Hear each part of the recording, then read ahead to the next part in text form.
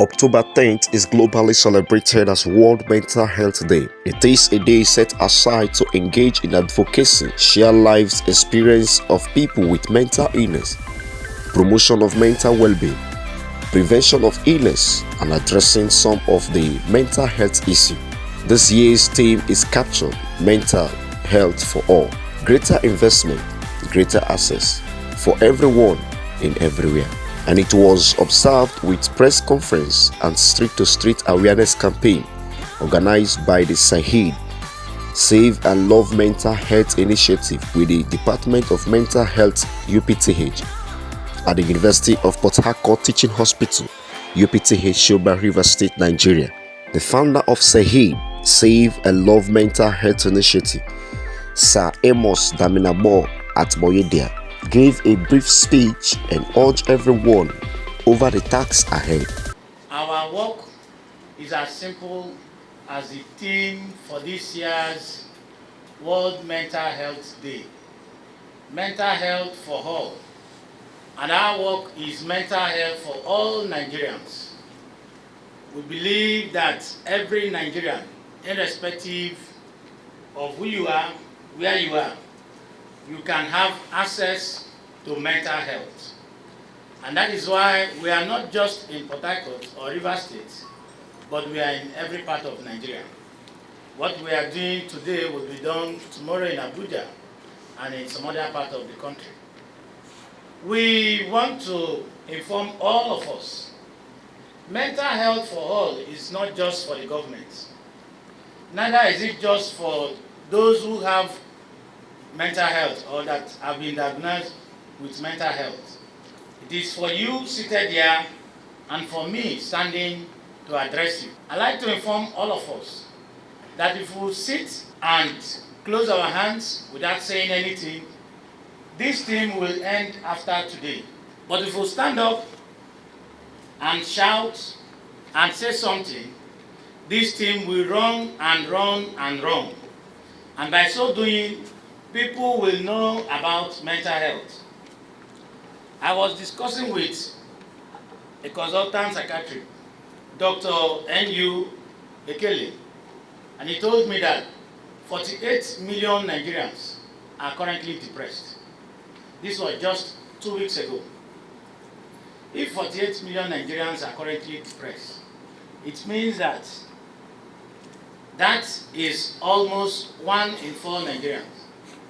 As we are, if you look at us, some of us, even seated here, will be depressed. What do we do about it? Today's theme is a call for all of us to put in our investment, greater access. As a medical practitioner, do you also give greater access to those who come to you? As a member of the press, do you give that to NGOs like us and to people who come to you that have mental health issues? As individuals, what have you done to help mental health? Today, we are saying, everyone, everywhere, especially in this hall, you have a role to play for mental health.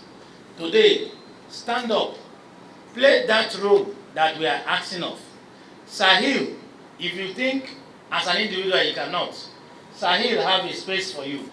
We have a space for professionals in the field so that if they are members of Sahil, because Sahil runs medical online program and we reach to those that we cannot get in this hall, but everybody who press their phone at one time or the other, you can just come and speak for Sahil for 10 minutes, for 5 minutes, and it will go around where you think you may not go. As members of the press, you can help us and run this slogan for us that mental health is curable. It is not a death sentence. Run it for us so that people will not think that only those who are naked and running on the streets have mental health. And they will know that even those who are naked and running on the streets, if they have treatment, they will have mental health. Join us so that we can take this level We can move from here to the government. We can move from here to the house and make sure that that bill for mental health is passed. Professionals, please join us. Those who are not professionals, we also have counselors. You can be a counselor with us. You can be a social worker. Even as a pressman, you can be a press counselor with us, so that we can move this bill, we can move mental health from where we are to the next level where we think we can take it to. Thank you and God bless. The main speaker, Professor Prince Will C. Stanley, Chairman, Medical Advisory Committee UPTH, mounted the podium for the lecture on the theme, Mental Health for All. HIS program to become a more transparent and all-inclusive with respect to mental illness, to reduce disabilities and the years lost to disabilities. And the above are achievable goals and the milestones if we're able to set targets and to remain focused. We will attain them. Now I want to ask a few questions. Where are we? We are somewhere. And have we reached everyone? No. We are somewhere, moving. We are charting a course, or rather quite slowly. We are yet to meet our target. What is the target like? The target we're expecting is a time when there is a full activation of the process of scaling down the treatment for mentally ill persons from the apex of healthcare delivery, which is the tertiary institutions, down to the secondary, comprehensive healthcare centers and the general hospitals. When you begin to have health personnel that are well trained in mental ill, in the treatment of the mentally ill or mental health. Followed by other co-speakers, Dr. Osika and Dr. Nkbobu. We have seen cases where people with mentally ill and their families are both ejected from their homes. Once you have somebody that's mentally ill, you're trying to hide it, eject those people, they don't allow them. And you see them moving from one accommodation to the other. Somebody that is not mentally ill is likely to spend a longer length of time on his or her rented apartment than the person that is mentally ill or the family of those that are mentally ill. Next, and these ones are the subtle ones. Why do you think that he mentioned about primary health, integration of psychiatric services, bring it to the secondary and take it down to the primary? Why? Why are we not achieving that? Central to that, that's the truth, and it must be told, is the issue of stigmatization and discrimination. Amongst other things, central is because they are discriminated against, even at policy levels. Why are those policies not there? Why is it taking so long for us to have this mental bill passed? Discrimination. Why I know the effort that Prof and his team had to go through to do what? To establish the mental health department. And also know the problem the present HOD may be facing. If not that, I know from Prof there and the CMD that they are friends of mental health department. I think a round of applause for the CMD and his team. If not, you will discover that what somebody is O&G and surgery will go and discuss once and get. Somebody mental health department will go and discuss 3, 4, 5 times before you can get access. Those are the subtle, discrimination we face at the higher level. 2 days ago, precisely, I was listening to one of the early morning shows in some of the media houses. And I tuned in. And I listened to it for barely 5-6 minutes. And in that space of 5-6 minutes, madness is insane was mentioned up to 5 times.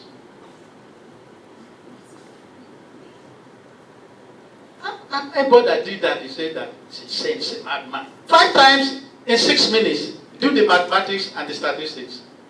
So in 1 hour, you understand how many times people have discriminated against mental illness. Very quickly, before I round, I want to say, if you have somebody that is mental, don't lock him or her up. Bring him or her for treatment. If we get, be surprised, if we get a warrant,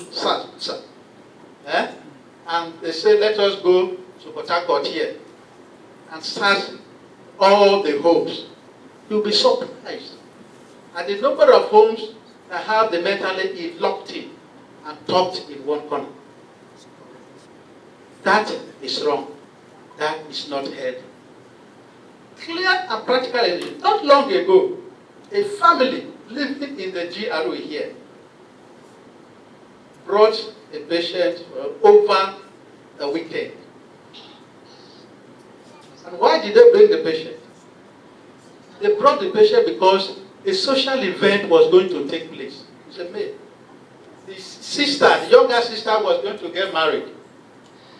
And they didn't want people to know that they had a mentally ill in their compound, in their home.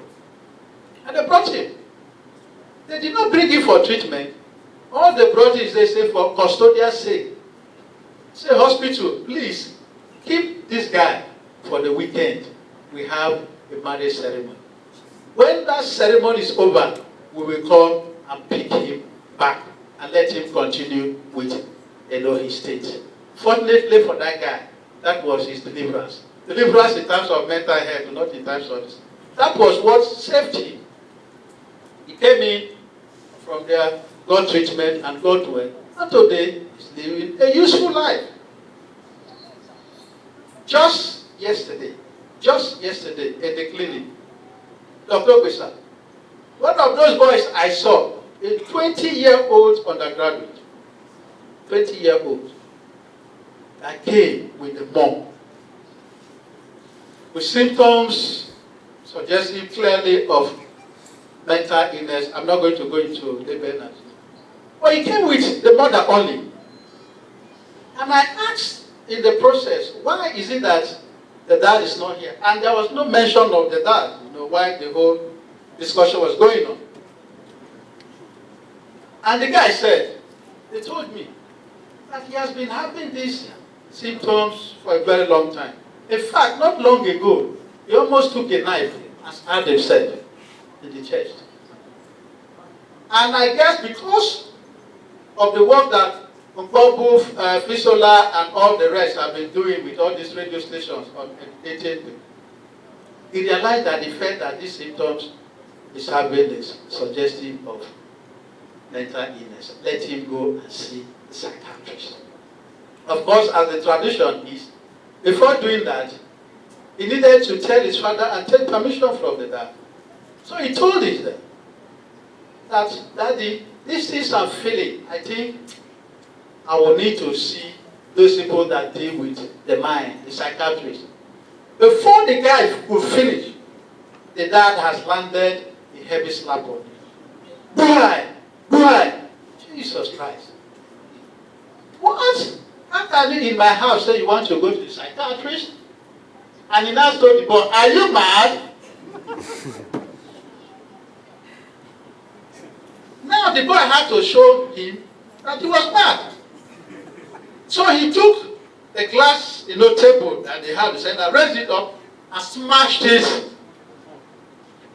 And they were now rushing to see the dad. And he said at that time, all he was seeing was just blood. It was then the father said, please, go. If you can go now. But if you can, please, tomorrow, go and see the psychiatrist. So I would say, even the people don't want to be associated. So these are the things that stigma and stigmatization does. Having said all this, I want us to understand. We're talking about access as the big picture, greater access. But there is a negative relationship, what some will call reverse relationship, others will call inverse relationship, between access to mental health services and stigma and stigmatization. If we must reduce stigmatization, we must increase access to mental health services. For us to invest more into mental health services, okay, and reduce stigmatization, we must reduce stigmatization at policy level. At policy level, so that they can create more infrastructure, for people to go and receive the services they need. The statement is saying greater investment. Without investment, there is no profit. So if we want to profit in mental health, we must invest in mental illness. And most times, that's why the World Health Organization came with a vision on this investment, where they envisioned a world where mental health will be valued, promoted, and protected.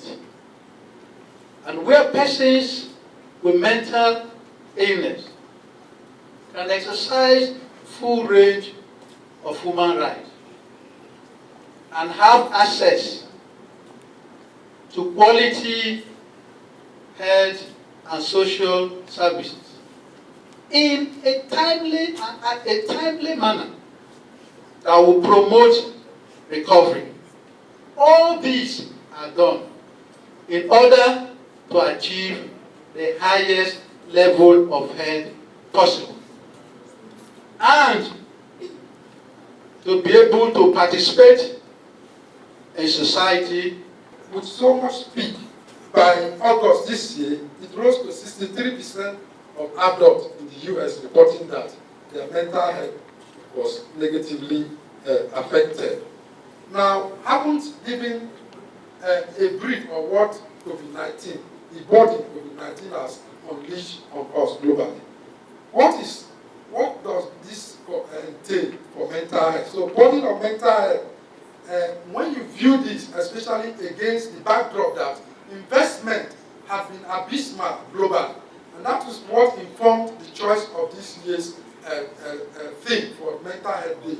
That's why I said that that to us it's like COVID-19 is blessing in disguise for mental health, because not much attention was given to mental health, but even at the highest level of policy globally. But fortunately, they are waking up now, because they have seen the number of people that have come down with mental health disorders during this COVID-19. So most countries, as my boss has said, he said less than 3%. I used to think that it's less than 2% budget. So, but it's my boss, so I will take his own statistics. Less than 3% budget by many countries of the budget devoted to health. Out of that budget, let's say it's 100%. Take the one that is given to health. Out of 100% of what is given to health, they will bring out 3% to give to mental health. So abysmal. That's the highest level of stigmatization, according to my boss.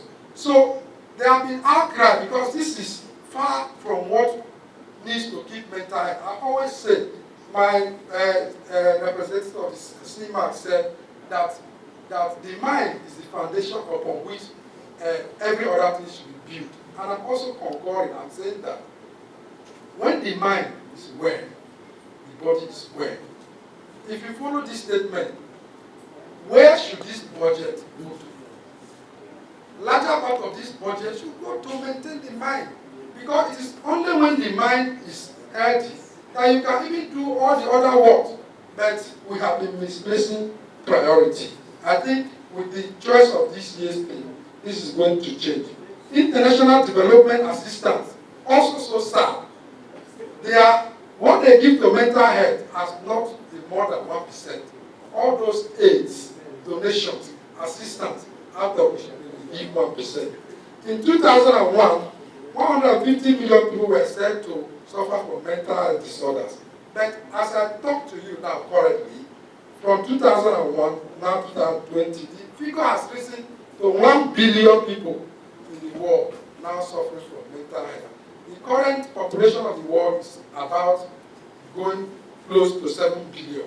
So out of 7 billion, 1 billion people are suffering from mental health disorder. I think this figure is alarming and it's frightening. That's almost more than 20% of the world's population. And those with severe mental disorder tend to die about 10 to 20 years earlier compared to the general population. Close to 80% of people die by suicide, we know that, and that's equivalent to one person dying every 40 seconds. It's part of mental health. So, what about the access for mental health facilities? Few people, upon these statistics that I'm giving, as my boss has said, only a little percentage, positive of number, have access to mental health, especially in low and middle resource countries where about 30% of total global bodies have been said to be attributed to mental disorder, substance abuse, and neurological problems. In 2018, the World Economic Forum brought out a figure that was also alarming. They said that mental health could cost the global economy up to $16 trillion between 2010 and 2030. Mental health disorder will cost the global economy $16 trillion US dollars between 2010 and 2000. I don't think there's any other illness that could cause that. If you take our minds back, somebody that is depressed will come to office, cannot do work. So what productivity are you expecting? Somebody with anxiety will come to office, cannot do the work well. What productivity are you expecting? So, in the words of the Director General of World Health Organization, Tedros, he said that there have been historic neglect. He's making this statement now in support of this year's mental health. That is unfortunate that they have all failed, that there have been historic neglect to mental health and mental health funding. That is why they have rallied round everybody this year. They have even opened the social media. Anybody who has anything on mental health in the whole world should post it. They want to give a boost, a large social media boost to mental health. So that's where we are. So this year, that is their plan. What is the way forward? We are advising that government should invest in building or providing mental health facilities. Look at Port Harcourt, River State, that's about up to 7 million people. How many mental health facilities do we have? This department that is in this big hospital, and where we go, that's all. How many can you, so if you get to Rumigo, you can see like 300 people coming to clinic one day. And it's also like that here, close to that here. So the number is really amazing. We are also advising that government should invest in training of all cadre of mental health professionals. My boss has listed the poor figures that we have. So I will not go over that. Make favorable laws that will help to destigmatize mental health and substance abuse, just like Dr. Sika has said. There are laws that will better the lots of mental health practitioners and even the mentally ill. So for that note, we have also advised that there's a mental health bill that will lie fallow in successive National Assembly. Let them dust it and pass it into law. It will go a great deal in reducing the stigma. They should increase funding for mental health. And as we said, that is not more than 3%. I want to suggest that the funding for health generally, that is still about 5%, could be moved or should be moved to up to 15%. And then out of that 15%, then 5% could be given to mental health. I'm also suggesting that international development aids that usually devote less than 1% to mental health will help to move their quota to like 3%. What is the benefit of investing in mental health. I will shock you with this statement. Investing in mental health will tremendously reward everyone globally. Studies have shown, as I end, that every $1 that is invested or spent on evidence-based care for depression, I'm not talking of other mental health disorders, depression alone and anxiety, will yield $5. Are you seeing the profit? That is a study that was done. If you invest $1 in treating somebody with depression and anxiety, you will get $5 profit. That is the way to go. On this note, I want to thank everybody. Thank you and God bless you. At the end of the lecture, some questions were asked by members of the press and delegates during the press conference. Street-to-street awareness campaign were carried out by the members of Save and Love Mental Health Initiative, SALMHI. Hello everyone! We're celebrating World Mental Health Day. UPTH University of Harcourt Mental Health Department is celebrating World Mental Health Day. We defend mental health for all, greater investment, greater access, everyone, everywhere. Are you suffering from psychological problems? Please come to us. We are your mental health advocates. Are you suffering from any stressor? Come to us. Are you facing workplace burnout? Come to us. Do not lock yourself in there. Do not lock yourself. Bring your person, your relation to mental health facility. We are here to shape you.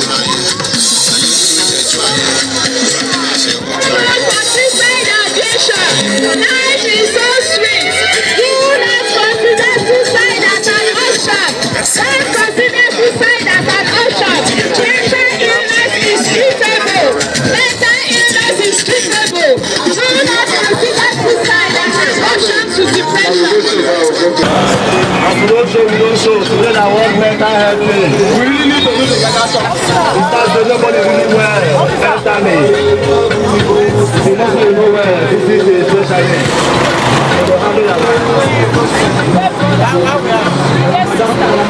Mama, when you just talk to yourself, you just talk. Your heart just did this. Somebody to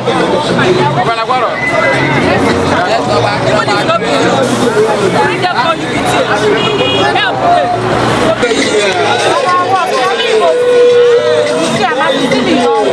look me well.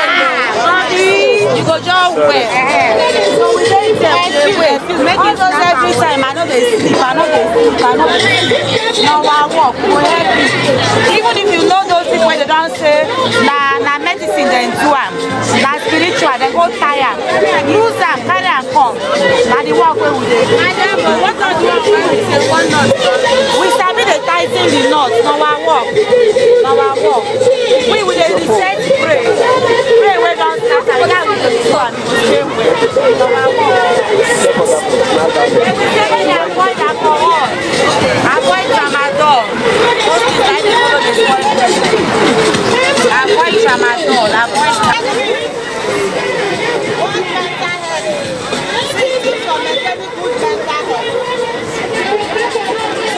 pay attention to your own mind.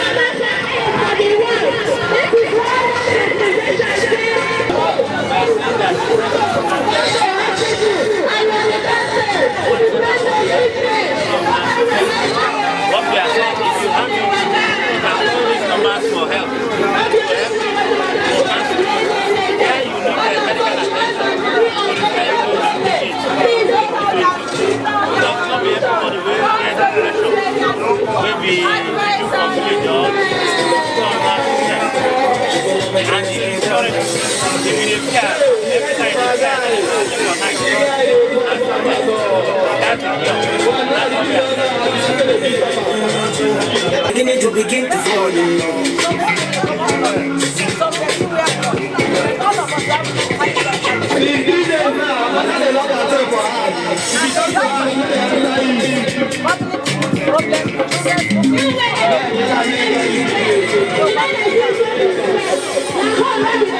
According to your size, do not aim to sow 1,000 naira gap, whereas you have 20 naira, and be expecting the 80 naira from the other brother. If the brother fail you, and heartbreak, and depression, please, we UPTH, University of Port Harcourt Teaching Hospital, in conjunction with SALMHI, here celebrates World Mental Health Day. As you do this, may the Lord be with you. Thank you. You have helped. Some distinguished guests and participants gave a predefined remark as regards to this year 2020 World Mental Health Day. Today, it's a day set aside by the United Nations to celebrate the World Mental Health Day. It's used to assess our level or do an evaluation of where we are and where we are going to. Incidentally, this year's theme, it's referred to greater investment, greater access, everyone, everywhere. And the issue we discussed as a topic today as part of this occasion, it's the availability of mental health for all. And this has become quite a worrisome issue for the single fact that the world is under the pressure of mentally ill persons unknown to it. Because from the statistics we have, about 30% of the world population is suffering from a mental illness, one or the other.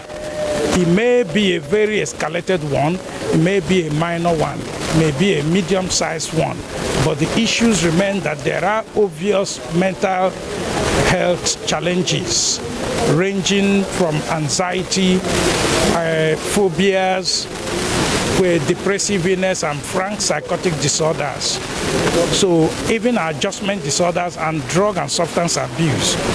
In the lecture I gave, it was clear that the years lost to disability appears to be surpassing altogether the communicable diseases and the non-communicable with violence. All the disabilities, these three major disorders could bring to mankind, that the disorders or disability arranging or arising from mental illness will surpass them according to the statistical prediction by the end of 2020.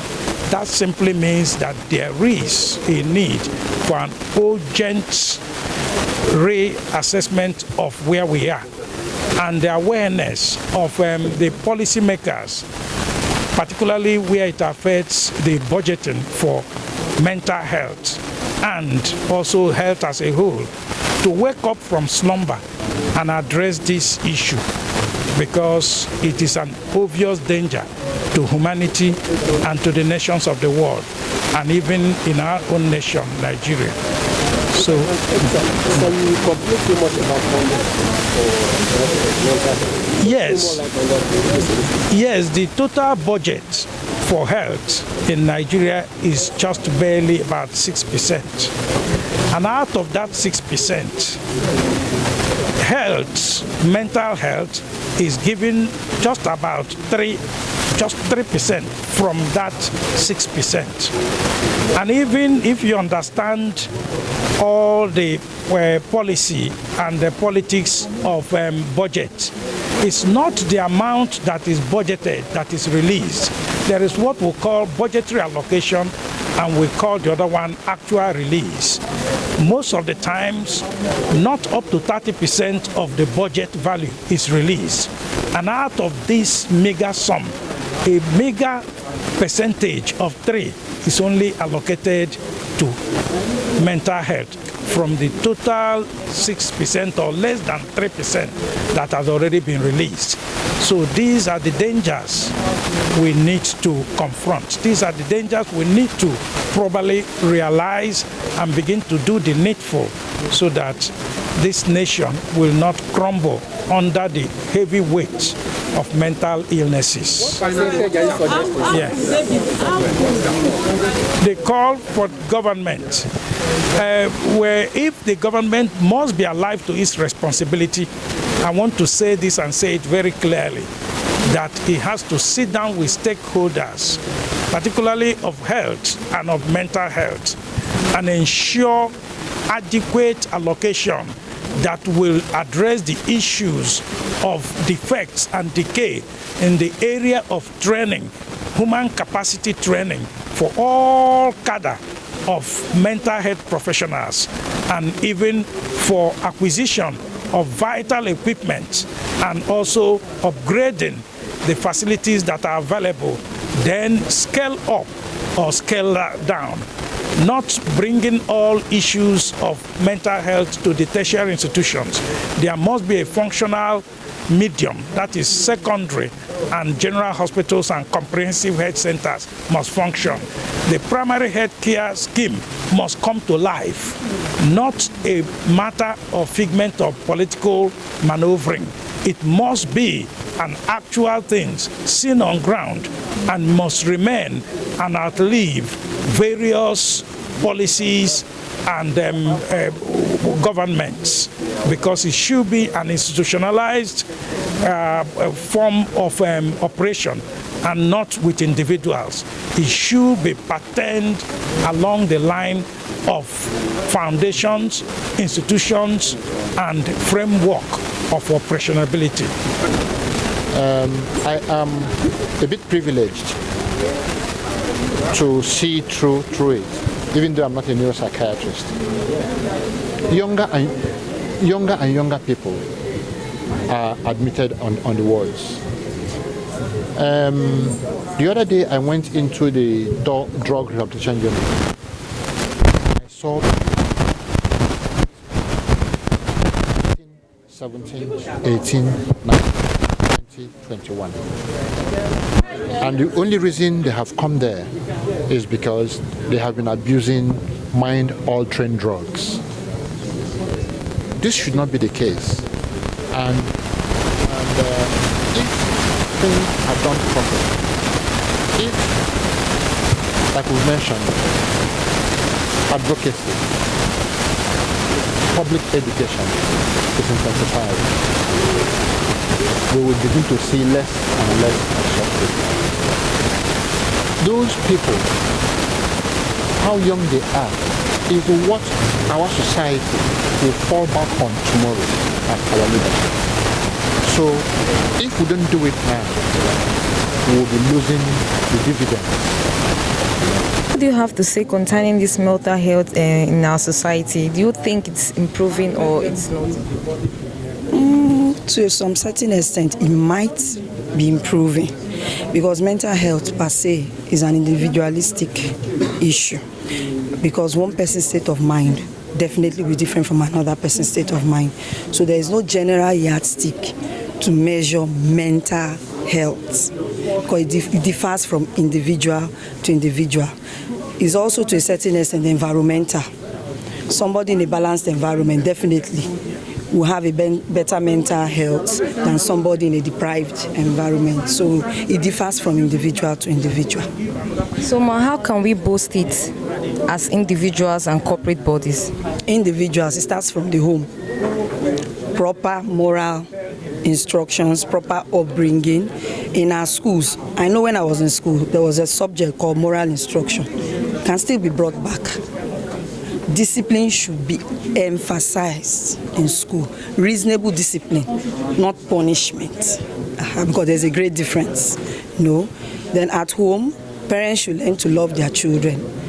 As the child goes out, it's easy to tell a child that is loved and one that isn't. So this transcends and it helps to a great extent. So it starts from the home. When this child grows, goes to school, the child spreads it and shows it.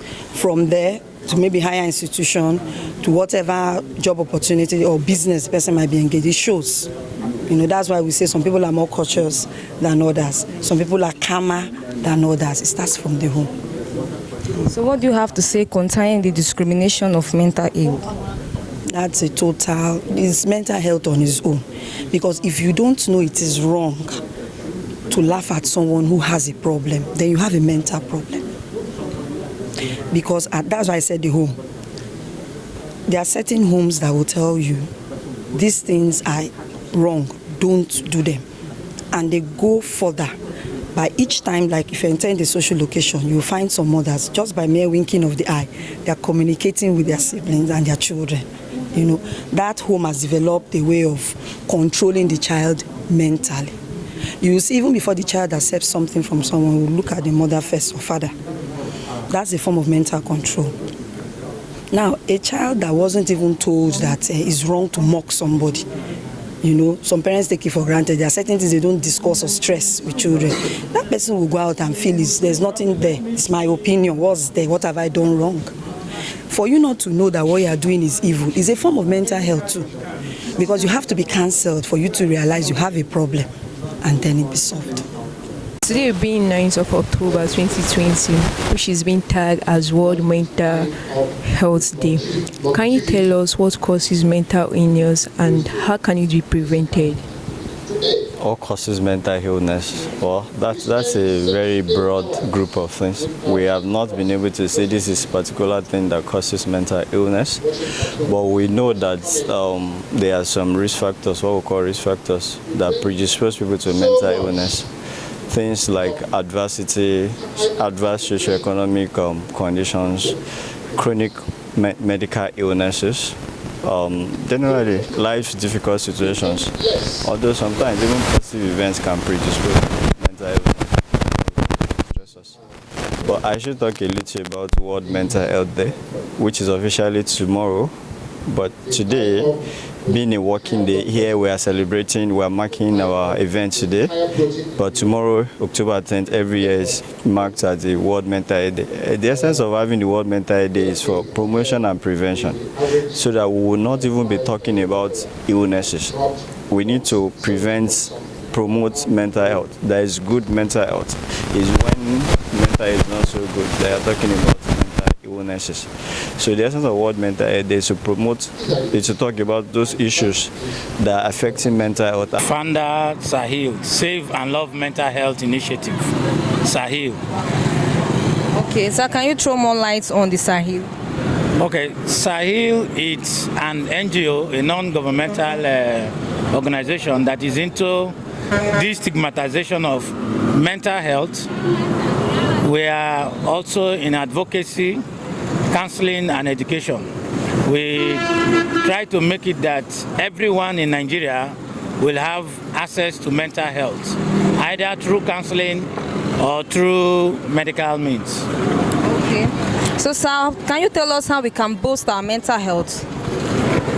First of all, for you to boost your mental health, you need to help yourself.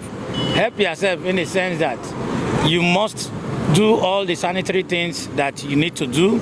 You must sleep when it's time for you to sleep, rest when it's time for you to rest, and work when it's time for you to work. All right, thank you very much, sir. Sir, please, what do you have to say concerning the discrimination of people that are mentally ill? What we have to say concerning the discrimination of people that are mentally ill is that everyone at one point or the other have one trace of mental illness or the other in his or her own life.